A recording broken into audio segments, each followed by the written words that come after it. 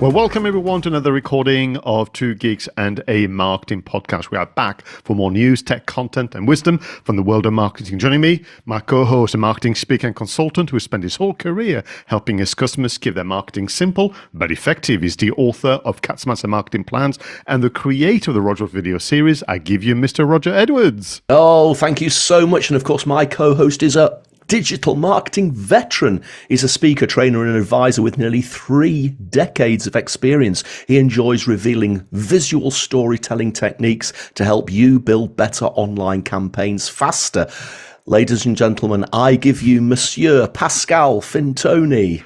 Thank you very much. And thank you to you, hello to the audience, viewers and listeners. And this is episode 112, Roger.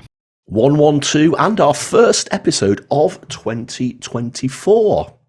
Yes, and that's been interesting because that break is twofold, isn't it? Sometimes you fear that you're going to get out of habit of getting on with the show, that you're going to start to get a bit slack on your research techniques and so on.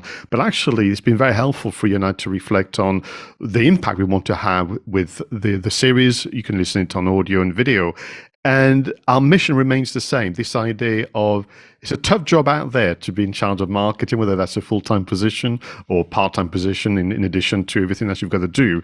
And what we need is support each other as a collective, look at ways to be more imaginative and innovate all of the time. And this is what we do with our different segments. We look at ways marketing is deployed in different sectors and different kind of consumer and client relationship, but also in other industries, which is why we always end with one of our favorite segments, if not the favorite segment, film marketing. Yeah, film marketing. And I've chosen today's film. And I've gone back in time quite a long way for a film. Am I allowed to say which film it is, or should we keep it? Of course, we must. Okay, so today's film was released in 1968. It's called Where Eagles Dare. Quite honestly, probably one of the best war films, oblique adventure films, oblique men on a mission films ever made. And I was thinking of a film that Pascal and I could review the marketing of over the last few days, and I think it was Trisha that mentioned Where Eagles Dare, and of course I went onto YouTube, started watching a few videos, and within minutes I was absolutely down that proverbial rabbit hole, finding out all this interesting stuff about this film from such a long time ago, over 50 years ago. And we'll have a great conversation about the film, how it's influenced films that have come since, but also the marketing lessons that we always draw from the films that we review. Absolutely, and interestingly, I'm thoroughly enjoying your exploration of the marketing war films. So some episodes ago, you took us back to 1957 with Paths of Glory. We've got Where Eagles Dare, which, as I mentioned in the green room, that means that there has to be a third one in time for you to finish that trilogy, because as a product, as a genre, there is this challenge of marketing. So we look back at what 1968 was like for all of us, the competition, but also what do you do when you do something that is a bit different to what the audience has been used to. So you are launching a new offering and a new market. Before we do so, we'll be going through the marketing tech and apps. We'll be going through our This Week in History content spotlight, and coming right now in the news. So in the news this week, we're going to be looking at the 2024 marketing and customer services trends that we need to be watching out for. First one, marketers will need to be flexible and fast to adjust. Marketing strategies and plans may need to be adapted often in response to customer input and real-time data. While consumers will be using a range of search techniques and platforms such as voice, pictures, or even file search, content marketers will need to modify their efforts to accommodate diverse search modes. Even with the emergence of AI technologies and social media, the human touch in customer service and genuine storytelling in content production will always be important. And for retailers to provide a personalized shopping experiences, data from several touchpoints must be integrated, in particular combining first-party data with behavioral insights. Voice search and chatbot technologies will gain traction thanks to AI, requiring marketing campaigns and content activities to be optimized for voice-driven interactions. Price, value, and saving money are the three main factors influencing our buying behavior, but consumers are increasingly considering sustainability when selecting products and services. It is now imperative, not optional, for business strategy to incorporate AI, particularly generative AI. For leaders, this means a dramatic change in the skills and employment positions that are needed. And in 2024, both consumers and businesses will challenge what AI can accomplish for them. Any projects that simply do not improve the customer experience will be rejected or abandoned. There's some really good stuff in here, Pascal, but I'm going to sort of just tail this by one little warning, because us marketers always just get so excited by all the new tech that's coming out, all the new buzzwords, and AI, yes, we hear about it all over the place. But what will not change in 2024 is the basic principles of marketing. The basic principles of marketing are finding a group of customers, working out what those customers' needs are, and creating a product or service that meets those needs, and then communicating the hell out of that product or service. Those things never change. The technology and the tactics surrounding that might change, but those fundamental principles don't. And if we forget that, we become seduced by all the tactical stuff, and that's where we start making mistakes.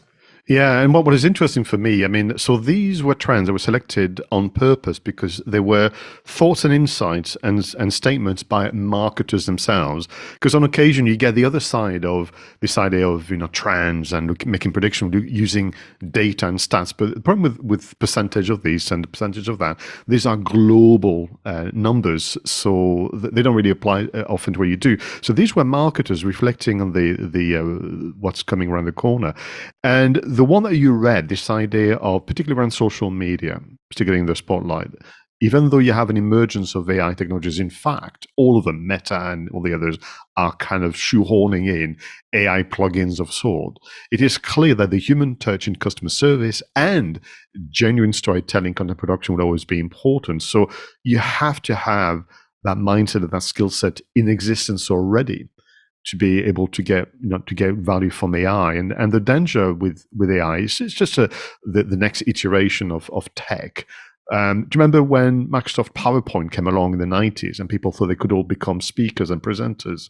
And then, suddenly, and then there's another one. So for me, I would agree with you, and there was an article written in Inc.com I came across saying that actually it makes complete sense for those in charge of marketing and the full version of marketing, Roddy, which I know you're again a big advocate, not just the bit when you do shout outs on social media, but the whole 7 Ps of marketing.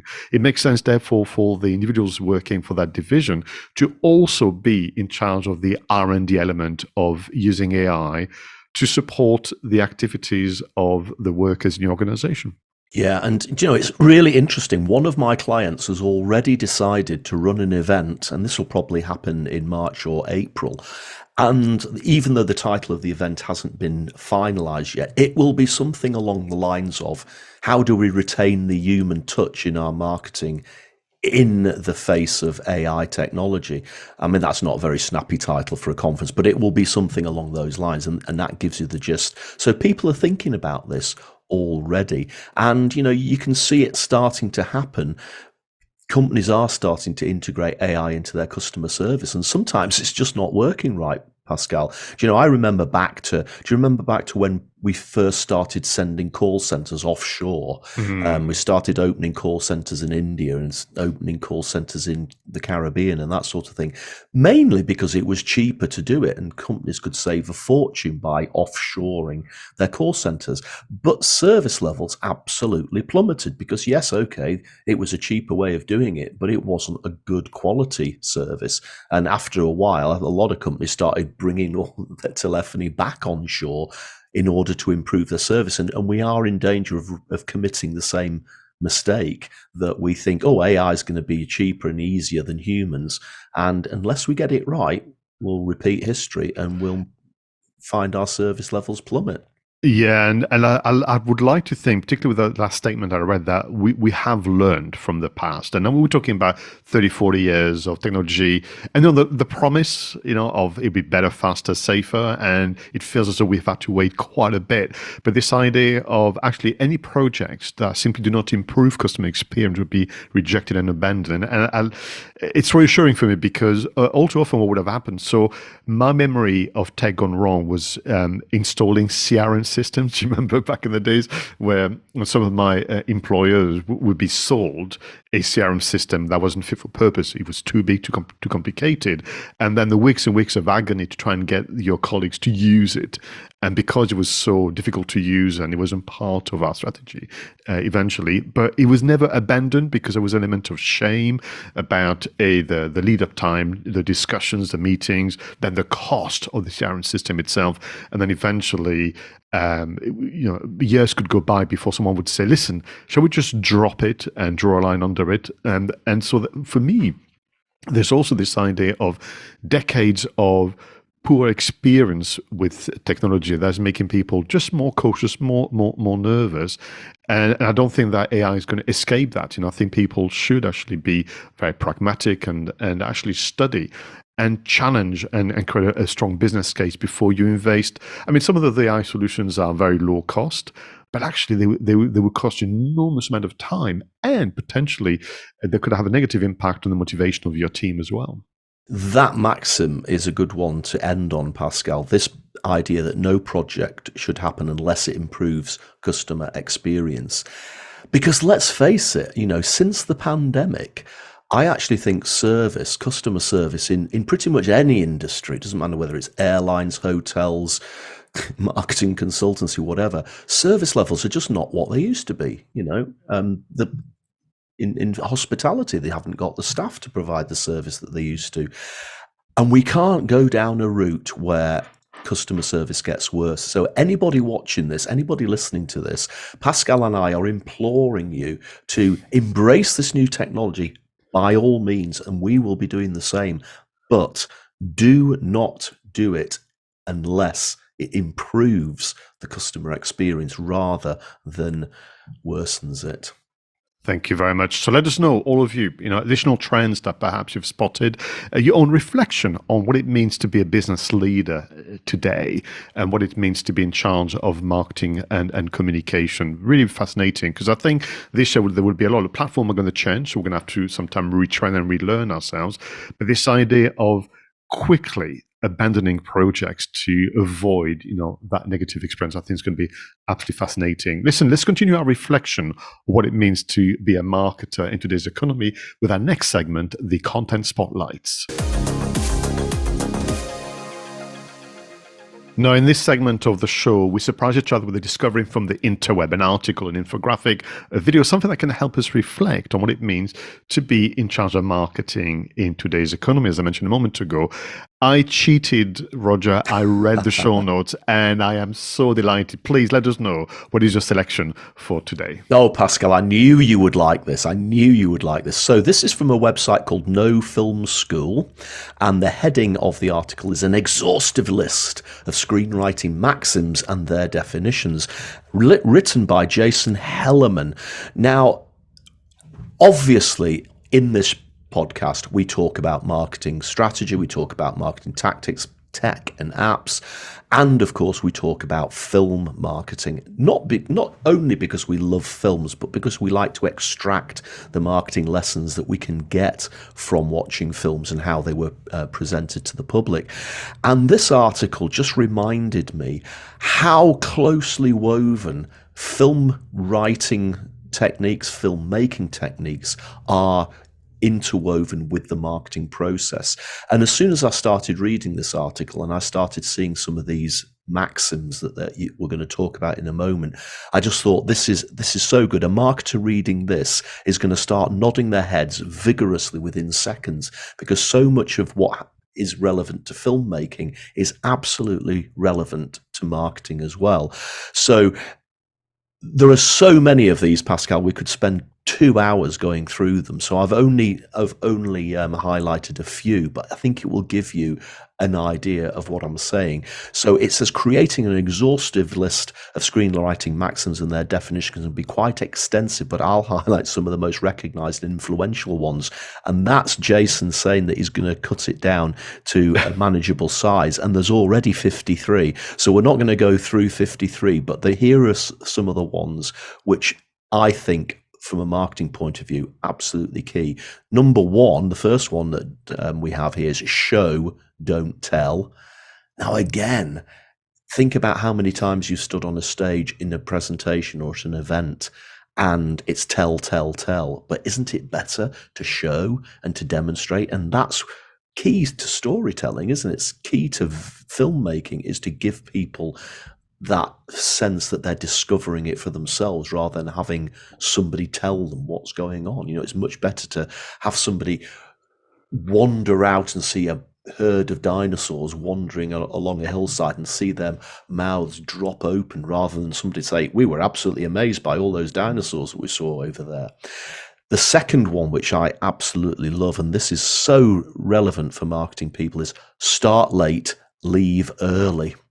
Now, what that's saying is that if you have a scene that you're shooting in a film, it's probably better to start the action somewhere into it. So if you're editing later, you get to a really important bit and you start there, and then you leave the scene before, once you've made the point, rather than have the scene out, stay on screen for too long. And this is so relevant to when you're writing pretty much any form of copy, whether it's a press release, whether it's a blog article, whether it's a bigger article. The tendency is to give a lot of background, to go into a lot of detail, and then at the end you'll maybe make your point and then you'll have a really long outro. But what you can do is you can cut so much out at the start and hit them straight away with the main concept or the main theory, and then once you've made your point, you get out of there, you just cut. And you'll see journalists do this. If you read a news article, it will hit you with everything that's happened rather than the build up, plane crashes in the Alps or something like that. They're not going to start way back at the beginning of the journey. They're going to tell you what happened, and then they may investigate what happened later on. The next one, gosh, we're only 3 in here, Pascal, the 3-act structure. Again, so relevant for when you're writing presentations and when you're writing content, whether it's a video or whatever it is. And it's that the first act sets up the story, introduces the characters and the conflict. And if you're writing about your business, the characters could be you and could be your business. The second act develops these and introduces conflict. And then, of course, the third act resolves them. And that is the basic structure of storytelling. And we know how powerful storytelling can be in our marketing journey. Another one I love this one, save the cat, a term popularized by screenwriter Blake Snyder. Apparently, it refers to the idea of making your protagonist likable early in the script through an admirable or relatable action. Again, really good advice there. Number 7 is kill your darlings. Honestly, Pascal, how often have you made a video? How often have you written an article? And you keep paragraphs in, you keep shots in, you keep points in, because you've written it, you've shot it, you want everything to be in there. But there comes a point when you've got to say, no, the pace is too slow, or it's not moving along quicker. And you have to cut, don't you? You have to take something out to make it work. And there you go. It's so important to be quite ruthless with your editing. And those were the main ones that stuck out for me, Pascal, in reading this article. There are other ones like write what you know. I mean, again, you wouldn't write an article about something you don't know, but these days with AI, you could do, couldn't you? And then you might fall foul because you haven't got the knowledge to check what the AI is actually output. There's other things like obligatory scenes, emotional truth, the inner journey, writing visually, raising the stakes. We've already established the character, etc., but now we've got to raise the stakes. And just going down, you've got things like mystery versus suspense, the economy of the characters, actions speak louder than words. Again, that's very similar to the one that we saw earlier, isn't it? And the balance of dialogue and action, again, that can be important in a presentation. Sometimes in a presentation, you might actually want to act out a scene between a customer and you, or whatever it might be. And again, if you get that balance right, it's going to make your content so much more engaging. And that's effectively it. I would ask everybody who's watching this show or listening to the show to check this article out. See if you can get to number 53 and then see how many you've ticked to see whether these would be relevant for you as a marketer. And I reckon you'll tick at least half of them, if not more.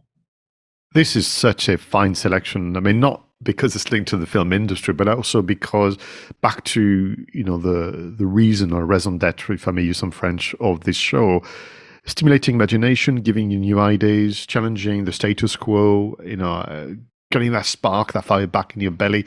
And this article, literally, I can imagine back in the good old days, if it was printed, you would do a copy and send, print it and put it on people's desk and say, have a read during your next coffee break, because this is what it's all about. And sometime when we're all up against deadlines and last minute request and project creep, as you called it in the recent LinkedIn post and so on, we just sometime, it just erodes our ability to tell good stories. That is rather natural when we are very, very younger, than is beaten out of you by the school system. Then you have to relearn to tell good stories when you move into the workplace. So thank you, a great selection, and something that people should definitely read, and get back to us with your comments about your favorites from that article, an exhaustive list of screenwriting maxims and their definition by Jason Hellerman.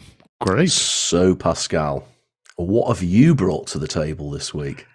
So, by pure accident, because we don't discuss the construct of the show in advance with Roger, but I have chosen something to help us reflect on the power of storytelling and how you can connect with your audience. And perhaps oddly, for the content spotlights, I've gone for a recent ITV being a UK TV channel, ITV drama series called Mr. Bates versus the Post Office. And if you are a UK resident, and perhaps internationally, it would be very strange for you not to have heard, perhaps more recently, about the Post Office scandal and the cover-up attempt by Fujitsu, the Post Office, and other senior decision makers, including government, about this idea of the sub-postmasters being essentially obligated to use a faulty IT systems that would suggest that people were stealing money from Post Office Limited. And what is interesting for me, so not obviously won't be able to do justice in terms of the drama itself, 4-part episode, but truly heartbreaking to watch. Kind of normal people, not about protagonists and people you can relate to, normal people who wanted to provide a service to their local community because that's who they are as individuals, being falsely accused of crimes, from theft to false accounting and so on, in the hundreds. Some of them went to prison. Some of them have had to close shop and have their whole career demolished. Kids were bullied at school. I mean, the whole aftermath of this is just staggering. However, this has been going on since the late 90s. And the question that people have been asking, including the main protagonist, the real one, people like Alan Bates and others who were accused, the reporters from Computer Weekly to Nick Wallace, journalists who have been following the story for 20 years now, or people from Private Eye, they've all been asked in interviews, are you disappointed, or are you frustrated that it took a TV drama for suddenly things to change? Because things are changing. There is now a public inquiry and so on. And actually, to their credit, Nick Wallace in particular, but Hislop and the others have said, actually, we're delighted that finally it's getting the attention it deserves. But it shows the power of storytelling. That is to say that it's so complex what has happened. The cover-up is so complex and is so long, the better part of 25 years, that you had to find a way to distill it down to just a few people. So actually the series looks at, I think, 4 individuals out of the hundreds that were impacted upon by, this scandal and cover-up. And what the words used by Nick Wallace, the lead reporter, was it allowed people to feel what it was like to be essentially accused of those crimes and to feel the anguish and anxiety of having to try and clear your name for the better part of 20 years. And that to me is the lesson from this. It's a warning about IT and blindly believing that it's always fine. I think it's a warning about bigger brands, but also smaller ones, about being so anxious to protect your brand that you end up perhaps by accident or willingly to start to lie and deceive.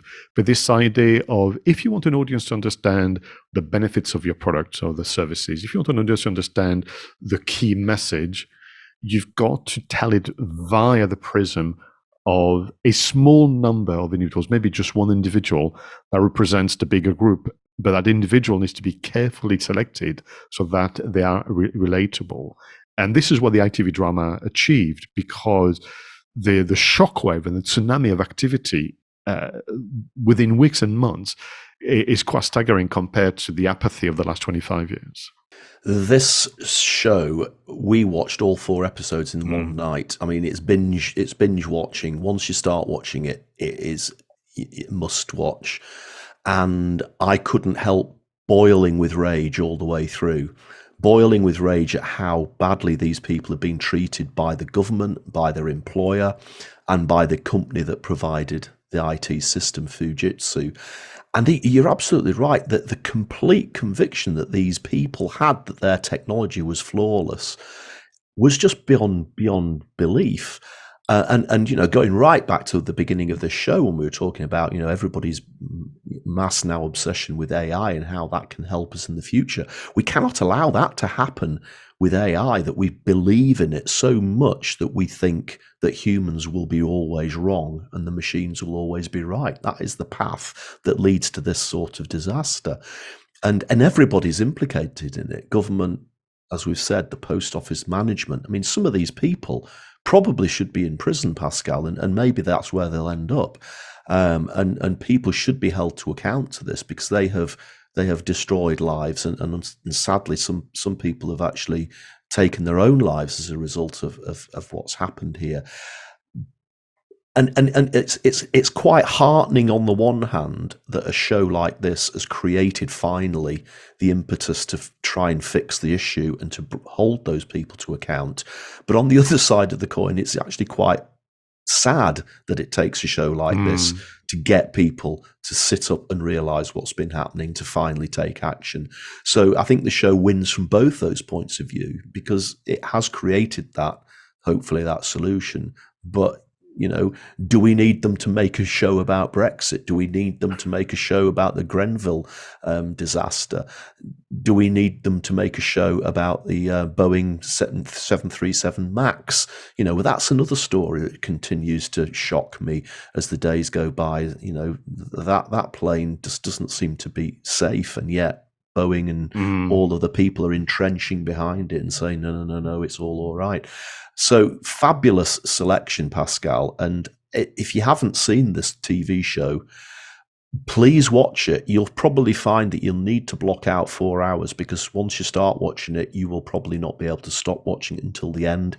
But be absolutely aware that within half an hour, if not less, you will be absolutely boiling with anger that this was allowed to happen.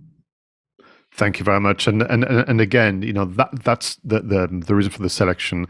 The power of storytelling and how to connect with an audience, and the one that is recognized by the very people who have been on it for the better part of 20 years. So again, your selection and mine, a reminder that this is our role. We look at the key messages, we look at the bigger picture, but we find a way, and sometimes incredibly simple, but simplicity is very difficult. Ask Mr. Roger Edwards about it, to engage an audience, and then they become more inquisitive and they look into it in more details. This has been a fabulous content spotlight, to return to it. We gonna go back in time, because all our conversations, all those ideas and the tech we use today is all thanks to pioneers and visionaries of the distant and recent past. Let's move on to This Week in History. In 1976, commercial service of the Concorde begins with the London to Bahrain and Paris to Rio routes. The only commercial supersonic jet, the Concorde could travel between New York and London in about 3.5 hours. Concorde flew commercially for 27 years until being retired on November the 26th, 2003.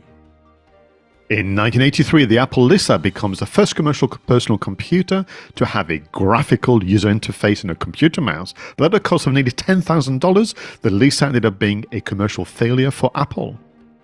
In 1997, the New York Times reports growing complaints about the San Francisco Public Library sacrificing too much book space for computer terminals and too many books for online information. And in 1999, Research in Motion, REIM, introduces the BlackBerry. The original BlackBerry devices were not phones, but instead were the first mobile devices that could do real-time emails. God, do you remember? Did you ever have a BlackBerry? No, my colleagues had one. I think I had my very first Sony Ericsson, and I kept it for a very, very long time. Everybody around me was having BlackBerry, but I already was noticing that they were getting disturbed, like evenings and weekends, getting messages, because you could do all sorts of things. I played with it, and I just found the keys to be so tiny. And you had this weird little thing that was acting like a cursor to move the mouse around the screen. But people who were fans of BlackBerry were fans for a very, very long time. Yeah, and obviously completely superseded by smartphones now. But at the time, pretty revolutionary. I remember probably around about year 2000 getting an email from somebody saying, and his opening line was, "I'm sending you this email from my new BlackBerry." And I'm sitting there thinking, what the hell is a BlackBerry? And of course, had to find out. And then within a few months, everybody was getting BlackBerries, and we were given BlackBerries, the company that I was working for at the time, the big corporate. And I think that was that was when it started, that you couldn't escape from work, because you had this little thing in your pocket which was constantly pinging you to tell you that you got an email from your boss, or you got an email from this person, or an email from that, and you were almost, it was frowned upon if you didn't reply, even if it was at night or if it was over the weekend. So whilst it was remarkable technology, it was possibly where the hustle culture, the 24/7 hustle culture, originally started.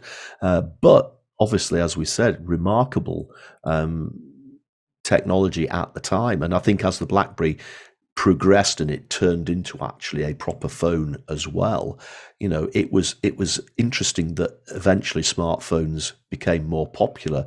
And I wonder whether BlackBerry, had they innovated quicker, might even have become as popular now as iPhones and Androids are.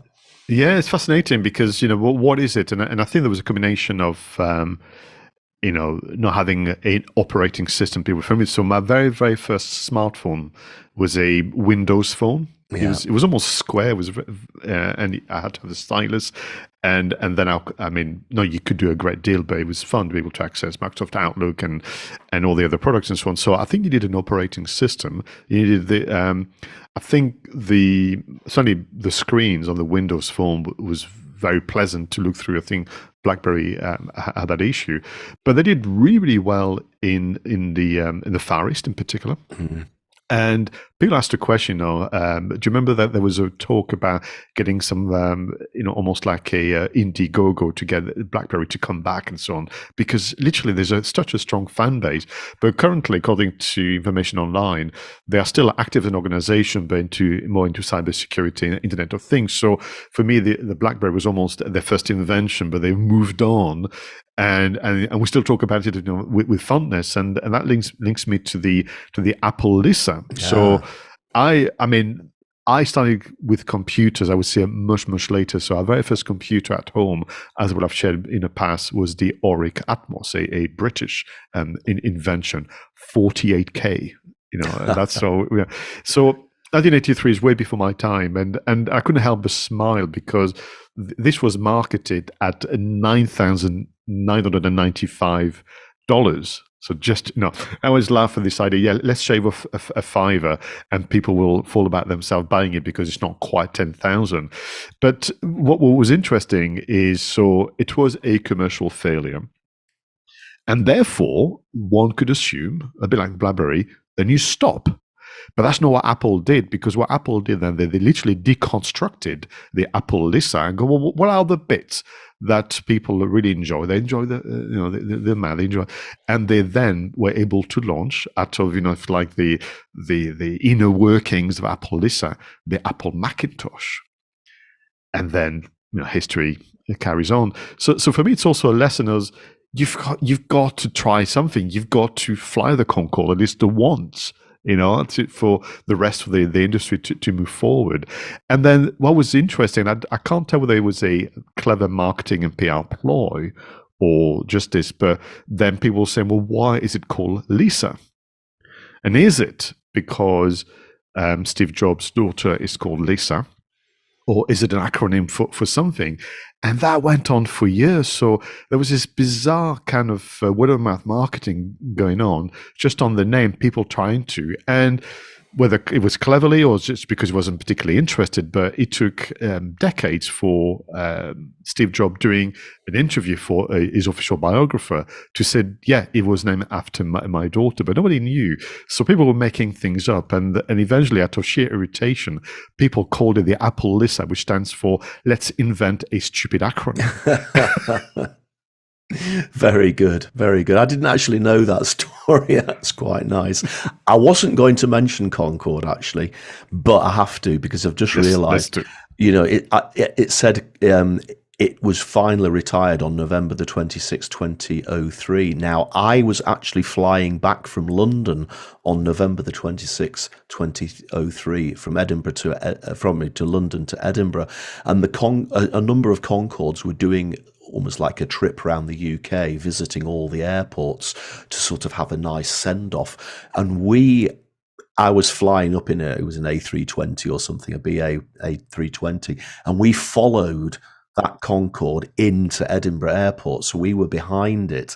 And I remember the pilot coming on and saying, if you actually look out of the left-hand window, you'll be able to see the Concorde on final approach. But we've had to go further out over the Firth of Forth for our approach because we don't want to get caught up in Concorde's wake turbulence, because the engines are so powerful, even when they're on idle coming into land, that we have to have a bigger degree of separation between ourselves and the Concorde. So I could just see this minuscule, tiny little Concorde landing at Edinburgh. But then the absolute joy was that when we did land at Edinburgh, we parked next to it, and as we were getting off, we got a fantastic view of that final Concorde. And obviously about half an hour later, it took off again. That was remarkable. I hung around and watched it take back off. And that was the last time I ever saw Concorde fly. Yeah, so I saw it twice. I can't recall whether there was a takeoff or landing, but one in London Gatwick and one in Paris. And that roar was so unique, wasn't it? Yeah. It was almost like part of the, if I may stretch it, this famous audio branding. The roar of that aircraft. Yeah. And it's still strange to me that nobody, none of the current, if you like, aircraft operators and so on, has had the will and desire to keep investing. No. I mean, to think that it was built and designed in the 1960s, Mm-hmm. and we now are in the situation where we haven't got anything as remarkably advanced as that. That is a definite lesson for history, isn't it? Yeah, well, to your point, we've got aircraft who don't work so well anymore. Yeah, so. Yeah, absolutely right. Always a pleasure to go down memory lane with you, my dear friend. But let's move on and get back into the present with our next segment, Marketing Tech and Apps. So, Roger, you've done the research, and what have you found that can make life easier as a content creator and marketer? No, Pascal, I've sort of gone down another little bit of a rabbit hole this week because over the years, I've constantly seen a type of marketing tool. And I've always looked at it sort of out the corner of my eye and just thought that really isn't for me. I just don't get this. And yet they seem to be incredibly popular. So this week I thought, you know what? Let's try and find out what the fuss is about. And what I'm talking about, and it's a genre, I don't know whether there's a generic name for it, but is animated drawing video creation software or animated drawing video. So you've seen them. It's where you have a demonstrator video or you have a commentary video or you have a presentation, but there's like a hand drawing the person on the screen, and then the person might have a speech bubble and then the bullet points might come up, or it might be a scene outside in the street and the hand draws the street, and then the hand draws a bus, and then the hand draws somebody walking along the street, and that becomes part of the presentation. And when I've seen this, I've just thought, I just don't get it. I don't find this sort of thing engaging. And yet so many marketing people use these either to create adverts, to create informer videos, to create training videos, that I just wondered why I was missing the thing. So I had a look at two of these animated drawing video software creators. One's called Doodly, and the other one is called VideoScribe. And I chose those purely because they were the top two on Google. There are plenty more. And what I found quite fascinating is that they're all pretty much identical.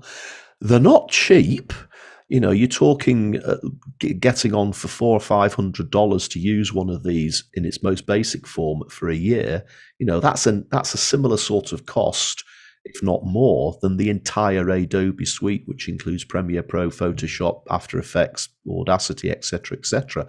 So this isn't cheap technology.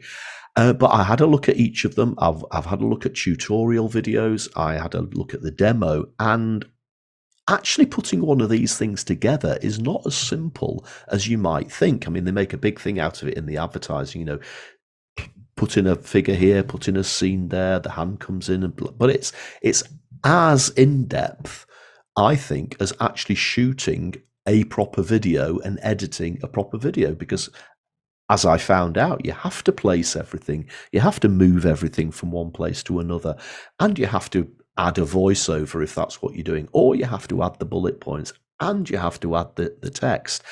And by the end of this, I'm still sitting there thinking, I just don't think this is for me. I just don't get it. But I've got now a much more of an appreciation for the software and actually for the quite amazing amount of detail that it contains. Couldn't tell you whether I would prefer Doodly or VideoScribe, to be honest. They're very, very, very similar indeed. Very similar in functionality and very similar in price. So I suppose my question today is, I want to understand the appeal of this sort of video, of this sort of presentation technique. It doesn't appeal to me, and that's fine. I'm probably not the target audience for it, but they do seem to be incredibly popular. So please do let us know. Talk to us on Twitter, X, or whatever it's called these days. Talk to us on the YouTube channel. Leave a comment. What is it about these animated drawing creators that is so engaging? And Pascal, what do you think of these things? Well, it's interesting because actually I remember buying a solution. The name escapes me many, many years ago. And a bit like you, maybe because I'm just wedded to moving images and sound, you know, cinematic kind of visual storytelling. I did one or two, but I just couldn't find a way for this to become part of my voice or part of my kind of routine. Because I think you need to do more than one. You need to make it part of a content marketing campaign. But I think it's doing very well in what would be called explainer videos, Yes. or where there is an element of training or knowledge sharing and so on.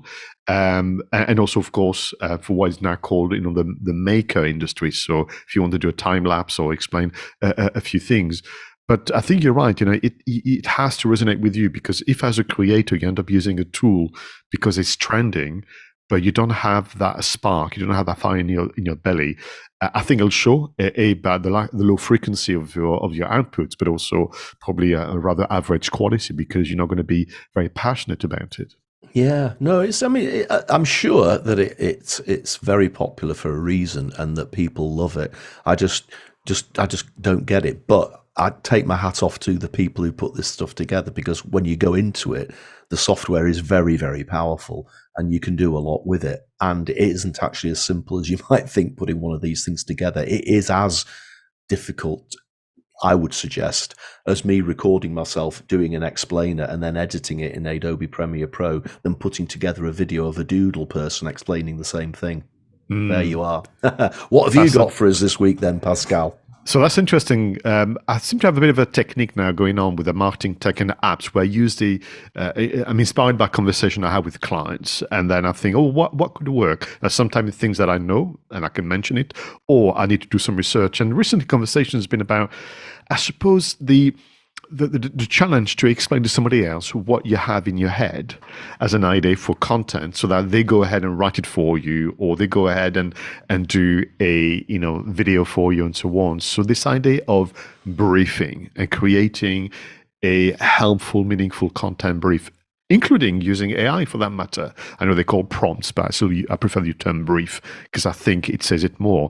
So to help you out, I've done some research. I've come across two online solutions that can help you put together a brief and outline. So these are no solutions that are going to do it for you, which is very, very important. So the first platform is called SEOreviewtools.com, and they have what they call a content outline generator.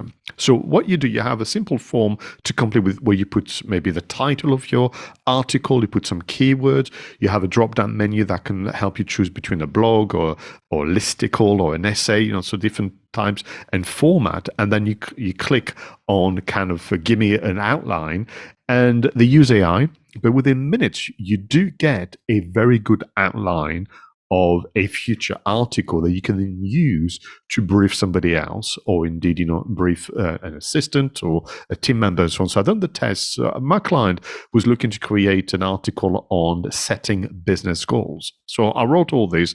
I chose a blog article, and the outline that I got back was really, really quite extensive. I won't read all of it, but you had, sections, and then you had subsections, and within the subsection, you had suggestions about what I should have. So you have an introduction, then you have the importance of setting business goals. A, you have benefits, and then you have 4 benefits. Then B, you have how to set up goals. Then you have 4 suggestions. Understanding SMART goals, strategies for setting goals, all of them with subsections. Overcoming challenges in setting business goals. And then you have conclusion, examples, and so on. Now, I did the test where I wrote the outline myself first, very, very quick on a piece of paper. Then I used this tool, and I would say that it did suggest maybe 2 or 3 that had forgotten. And I think that's where it's very helpful for me. You can start to jot it down for yourself, and then use this as an assistant to remind you of some of the things you've forgotten, and then you compile the brief yourself, put that human touch, and you can distribute that. Now, the second one, from the point of view of briefing, is briefing somebody for a video. Now, very often, what you can do is get to the point where you made a list of the shot. Maybe you have the script, but you want to explain visually what you're looking for. So I came across this AI image generator from deepai.org. And what is really nice, you have a simple interface where you put you copy and paste from your document the script maybe, or the shot list, or the description of what that scene is. You can then choose a style. You can go Art Deco, you can go hand-drawn, you can go futuristic, and so on. But what you get, and you can choose a side, you can go square, portrait, or landscape. But what you get is an image that is meant to illustrate what you've used words for, the shot list or the description. So I did the test where, I'm starting a video with modern building, the sun is rising, people are going to work, and it's a busy street. That's what I put into this deepai.org, and I chose Art Deco as the style. And what I got back was literally a 16 by 9 bit of image that you would have thought an individual would have done, like the storyboard that you can see sometime in the bonus section of the DVD. I'm just thinking that is very, very helpful to fix to your existing script and shortlist, because somebody can then imagine and relate to what you have in mind. So there we have it. Using the tag to create better briefs so you can get better results from your suppliers, your teammates, and even AI. Content outline generator and the AI image generator. I think these are two good examples of the way AI should develop, in that you are totally in control and it's your brief that makes the output better. And again, a mistake that a lot of people are making at the moment is going to something like ChatGPT and saying, write me an article about X or write me an article about Y. And they get a load of banal crap back. Whereas if you brief this software properly, almost like you would brief an agency, that sort of detail, then what you're likely to get back from it is going to be relatively good quality. I would agree, and that's why, even though I mentioned a moment ago, people use the term prompt. You have prompt engineers now all over LinkedIn. I think the term prompt is very misleading because it suggests actually something very short and succinct. You need a full brief. I mean, literally this outline. If you wanted to, I don't think you would get a very satisfactory result, but you could literally then get this outline, then ask ChatGPT or another to write the article for you. I think you get a better result than a one-line prompt, but you have done the test. The amount of editing that follows is such that you might as well write it for yourself. Exactly. Thank you very much. Fine selections, and we'll have a play with Doodly and Video Scribe. I'm just very, very curious. But listen, we have reached the end of the show. Our final segment, one of our favorites, film marketing. Just after this. So it was your turn to choose the film, Roger, and you've gone for the 1968 war film, Where Eagles Dare. Let's remind ourselves by watching the trailer.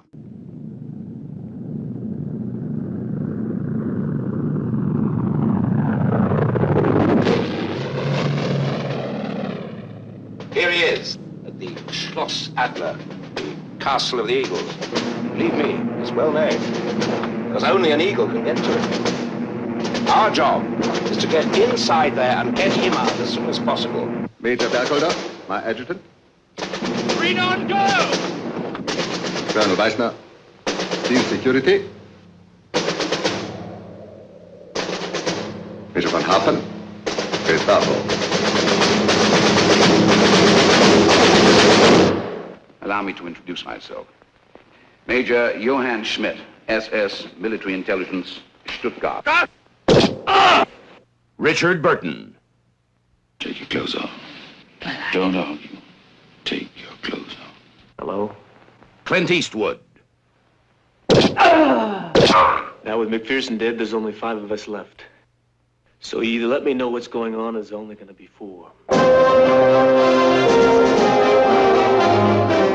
From the company that brought you The Dirty Dozen, and the author who gave you The Guns of Navarone, Richard Burton and Clint Eastwood.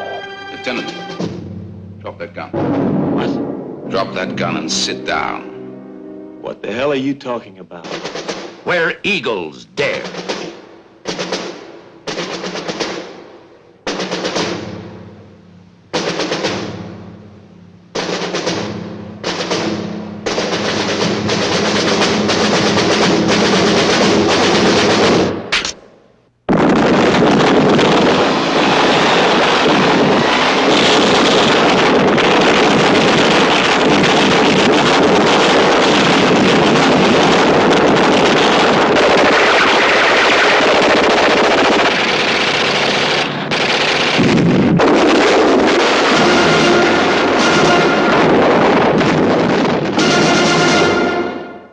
Wow. Wow, what a film, Pascal. I love that trailer. Again, the trailer is old school, isn't it? You know, but it just conveys the fact that this is an action adventure.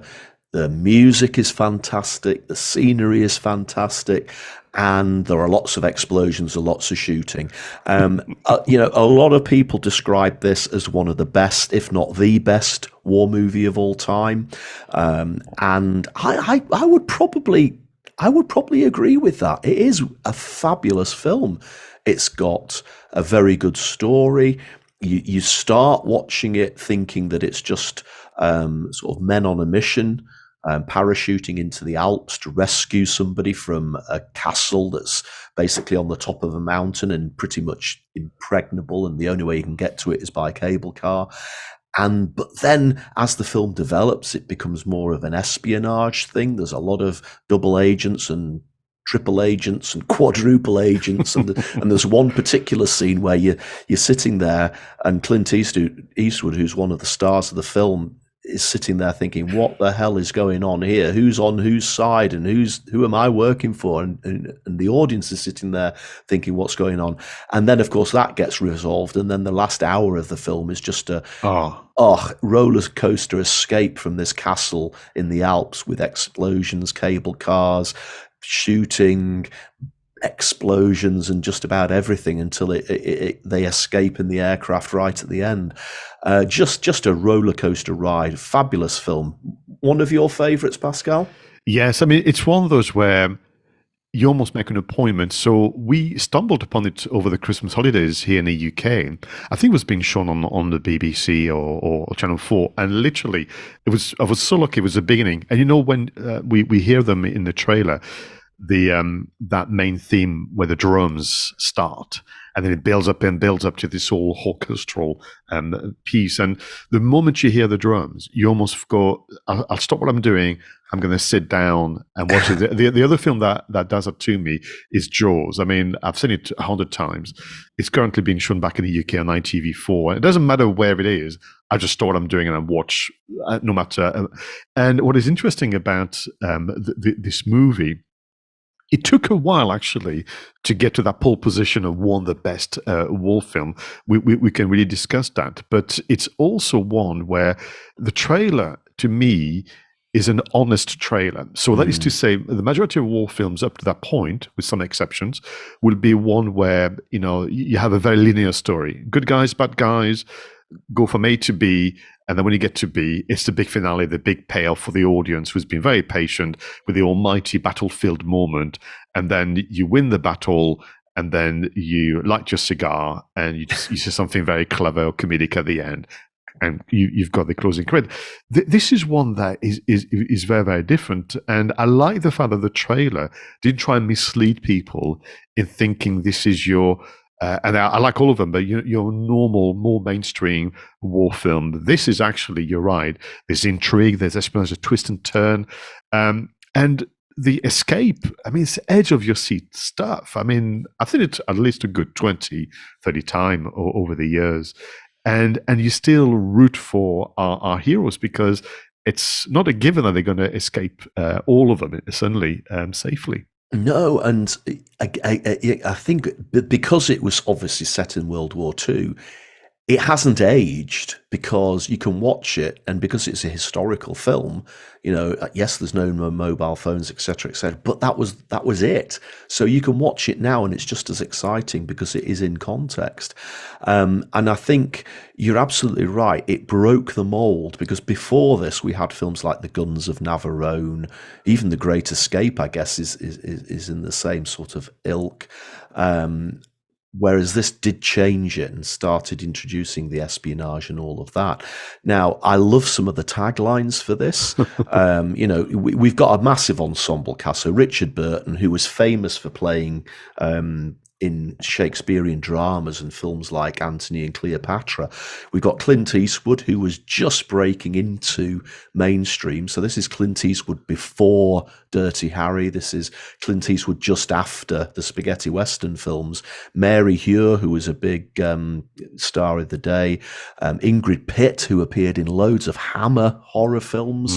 Anton Diffring, who has probably played more badass German soldiers in many, many films, just playing himself effectively. Robert Beatty, who plays the General Cartwright, who's the guy who they're supposed to be rescuing. My father used to know Robert Beatty really quite well, and I remember meeting Robert Beatty on a number of occasions, and remember him and my dad sat either in our living room or Robert Beatty's living room, having a whiskey and actually talking about Where Eagles Dare. And that would have been in the 70s when I was very, very young. But that ensemble cast, were described by the taglines as they look like Nazis, but the major is British, the lieutenant is American, the beautiful Florines are Allied agents, and then they dare to climb a terrifying new peak in suspense all the way up to hell. Now, I love that strapline appears in the poster as well. They dare to climb a terrifying new peak. Basically, this guy that they're trying to rescue is in this castle, which is on the top of a mountain, and the castle is called the Schloss Adler. And as I said, there's only one way of getting to it, which is a cable car.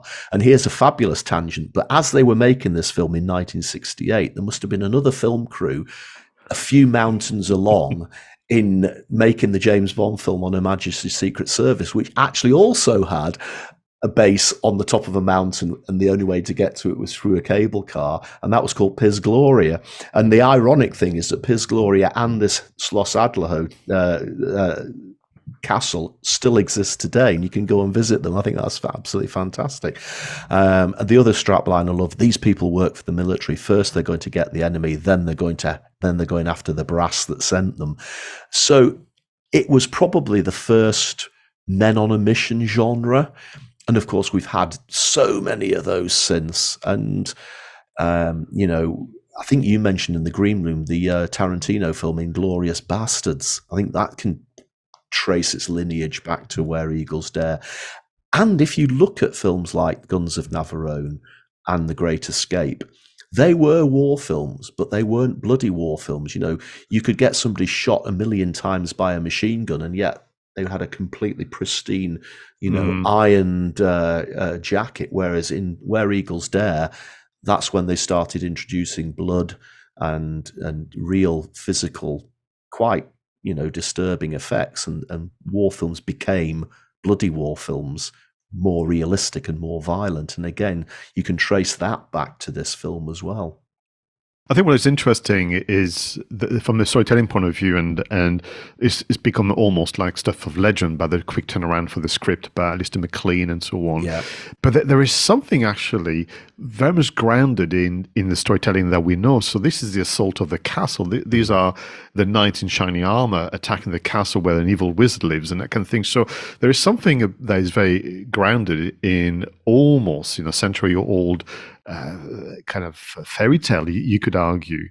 But you add on to that this element of treachery, and I mean there was even obviously because there's two storylines. There's what's happening back at base in the UK, where there are some spies and some and then you've got what's happening obviously in Eastern Europe, and you as the audience, you get to know both sides, but actually you know more than the people on the mission themselves, whereby there is obviously people who are trying to sabotage the mission itself because they do believe that the Führer should be the rightful ruler of the whole Western world. So for me, there was something about we recognize a lot of the symbolism. We appreciate actually how daring this was to bring all this cast together from different filmmaking cultures, you could argue, from Clint Eastwood and whatever. And you're taken on this ride and using real locations. So this was before you could even imagine. I mean, there may have been some matte painting on some occasion, but they were on location. And in fact, some of the documentaries you found and so on, you can see people basically stood there in a snowstorm waiting for that turn to film the scene, and I'm sure the camera's kind of machinery was frozen and that kind of thing. So this was a hard shoot, but because it was done on location, and I think as an experience, both in terms of the music, what you can see and so on, this was really well achieved. But they had a bit of a challenge when it came to the marketing, because again, they were not doing the war film that people have been used to. And I came across, it was a bit random actually when I was reading about it, this comment from Vincent Canby, who wrote for the New York Times. Now, this was a reaction from 2005, probably at the release, when they were releasing a Blu-ray or 4K a box set. And I thought that's kind of very telling. So Vincent Canby said in the New York Times, recommending people should watch the film, it is so long, almost 3 hours, that it may finally bore the very action trade for which it was intended. Yet, it's just at that point of surface boredom that the movie aficionado will probably become entranced. Well, I mean, we've criticised films more recently for being far too long. I mean, again, there is a slow burn to this film. It starts slow to build up the characters, to build up the plot. There's quite a lot of exposition, as I've said in the earlier on. But once the fighting starts, you've got literally about 70 to 80 minutes of non-stop action at the end as they try to escape from this castle, and it is just quite remarkable. Now, having a look at some of the marketing, obviously we're talking of a film that was made over 50 years ago. It's hard to find much. Obviously, we've watched the trailer. Love it. There was a load of good posters, and we've discussed some of the taglines that were used in those posters. What I do like about the posters is that a lot of the posters were actually artwork, drawings of the characters, almost like a cartoon comic strip approach, rather than actual photographs of the film stars and photographs of the locations. And I think that gave it that sort of boy's own. It reminded me of the Commando comic strip books that you used to be able to buy in the 70s and 80s. I love that. Those posters are just so vibrant and so colourful. And as you would expect as well, there were lobby cards. I even managed to find one lobby card of Richard Burton and Ingrid Pitt from the tavern scene, which is really interesting. And one of the things that I loved is that obviously back in the 1960s there was no social media, but 40 years later, somebody had the idea, and it was actually the comedian Al Murray who posted this on Twitter a few years ago. It's called the 𝗓𝗍𝗄𝐺𝐿s drinking game. And basically, you can have a drink at any time in the film when they say one of their sort of immortal lines, like broadsword calling Danny boy, broadsword calling Danny boy, or we've got company, or who dares wins, which is where that phrase originated from. And this social media post is just absolutely gorgeous. I just love it. It's so funny. And he's saying, if you're not absolutely out of your face drunk by then, you can always have a drink every time Clint Eastwood gives a confused glimpse over towards to Richard Burton.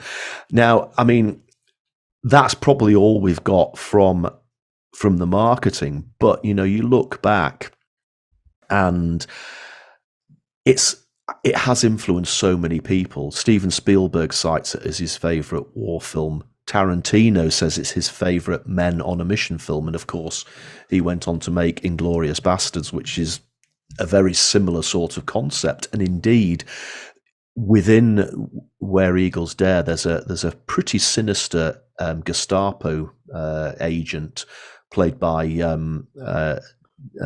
Darren Nesbitt, a blonde guy in a black Gestapo uniform, who gives a really quite scary and chilling performance.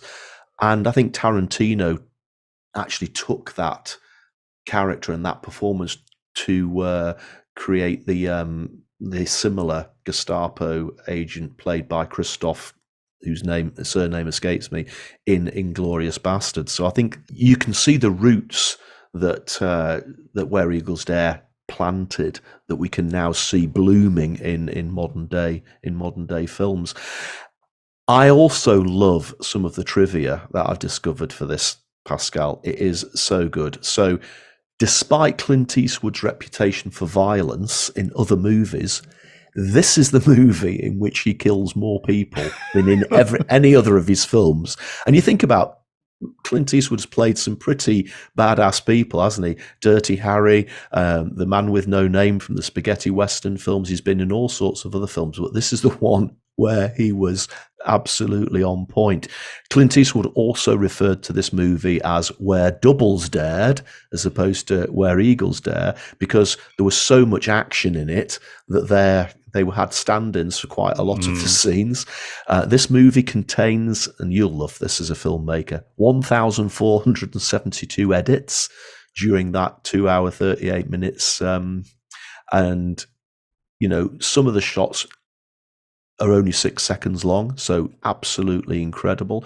The castle, the actual castle, is called the 𝗧𝗵𝗲 𝗁𝗲, and it's the same castle that you can see in the background in The Sound of Music. And it was also recently used in an Amazon film called, an Amazon TV series called The Man in the High Castle. That's right, yes. Man in the High Castle. This is a sad bit of trivia, but the Junkers aircraft that you see in the opening sequence that they parachute out of, and that same aircraft rescues them at the end of the film, that aircraft was still flying up until 2018. Only 4 or 5 years ago, and sadly it crashed and there were fatalities, which is incredibly sad. What I came across on the internet as well, an amateur YouTuber went back and found all the locations, and quite sadly he even hiked up the side of the mountain to get the exact location and the exact angle. This is one of the best YouTube videos I've ever seen of somebody doing film locations. And finally, and this is absolutely must watch, is a conversation, this is from about 10 years ago, with Derren Nesbitt, the guy who plays the sinister Gestapo officer.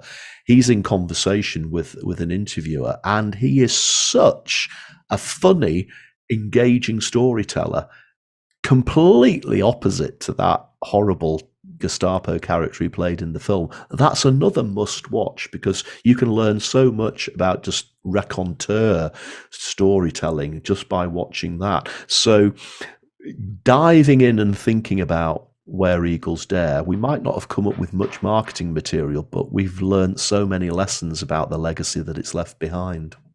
No, absolutely. And what is very interesting for me is to reflect on the year 1968, which meant that, and particularly because back then movies would be screened more than once over a number of years. You know, that's not really what happens now, where it's screened once, they're then being criticized for not earning enough that weekend. So come on, give the audience a bit of time. You know, we've got busy lives, and then it's the kind of scrambling. Do we go streaming? Do we go DVDs and Blu-rays and so on? So I think there's also we need to remind ourselves that this is something that would have been marketed over months, if not years, and rescreened by independent cinemas and so on. But it was also released, and I think that's interesting because the premise and I suppose, you know, the brief that the filmmakers gave themselves was, can we make something that an entire family can go and see? And there is, you know, anecdotes suggesting that actually one of Richard Burton's stepsons had complained to him that he couldn't see Richard Burton's movies because he was always too young. Yes. He wasn't allowed to go to the screening. So there's almost an element of clear audience into place. Then you craft, you know, the story. You take out the key messages. I think the posters, you know, they had 2 versions. One which was about, we're going to sell the ensemble cast as one key message visually. And I agree with you, those artists are just incredible. I mean, you would want to have the full version and frame it into your kind of living room or screening room. And then the other one was actually, because it is really such a standout moment, the whole cable car thing is featured into a different poster version. And then from a marketing point of view, then, you know, you compete for someone's times and wallets. So this was the year 68, Roger, of Planet of the Apes. This was the year of Once Upon a Time in the West. 2001: A Space Odyssey. Bullet was also released. But even, you know, older actors knew that it was time to change, and John Wayne got involved in the Green Berets, and then you had things like Outstation Zebra. So the reason why this movie is important and why I'm so excited to talk to you about it is both from the point of view of marketing. You have the product element, you have the promotions and so on, but also this idea of ushering the beginning of 70s style production, and how do you do that with actors who've been around, some of them from the 60s and before. I just think it's fascinating. Yeah, absolutely incredible. And the interesting thing is I haven't rewatched this film in order to talk about it today, simply because I don't own it in any format at all. But it's so vivid in my mind that I can quote lines from it, and we will be watching it again very, very soon. Thank you very much. What a fine selection for film marketing. Everybody, this is the end of this episode of Two Geeks and a Marketing Podcast. Please subscribe and leave comments, in particular for the different sections, and suggestions in the usual places. Until the next time, go out there and make sure your marketing is done right. That was Pascal Fintoni, and here was Roger Edwards.